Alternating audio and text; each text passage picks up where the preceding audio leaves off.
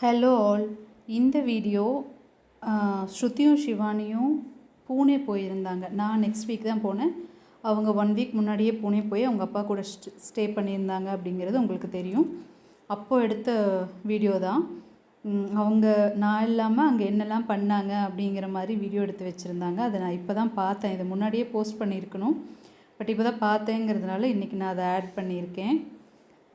ஷிவானி குட்டிக்கு லீவ் விட்டால் அது வீக் டேஸாக இருந்தாலும் அன்றைக்கி நான்வெஜ் வேணும். வெனஸ்டேக்கு லீவ் விட்டால் கூட இன்றைக்கி நான்வெஜ் செய்யலையா நீங்கள் அப்படின்னு கேட்குற டைப்பு.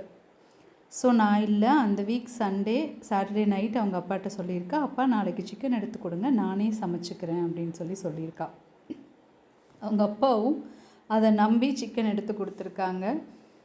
குட்டி பாப்பா வெங்காயத்தை மட்டும் கட் பண்ணி வச்சுட்டு மீதி நீங்களே செஞ்சு கொடுங்கன்னு சொல்லிவிட்டு எஸ்கேப் ஆகிட்டாலாம் விளையாடுறதுக்கு, ஃப்ரெண்ட்ஸோடு விளையாடுறதுக்கு. அதுக்கப்புறம் அவங்க எனக்கு கால் பண்ணி யூடியூபெல்லாம் பார்த்து ஏதோ ஓரளவுக்கு சிக்கன் நல்லாவே பண்ணிட்டாங்க அப்படின்னு சொன்னாங்க. ரொம்ப டேஸ்ட்டாக வந்துருந்துச்சு அப்படிங்கிற மாதிரி சொன்னாங்க.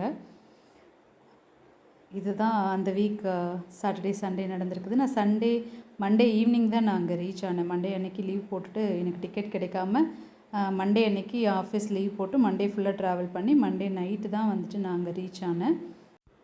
என்னோடய ஹஸ்பண்ட் வெஜ் அப்படிங்கிறது உங்களுக்கு எல்லாத்துக்கும் தெரியும். ஸோ அவங்களுக்காக வெஜிடேரியனும் செஞ்சுருக்காங்க.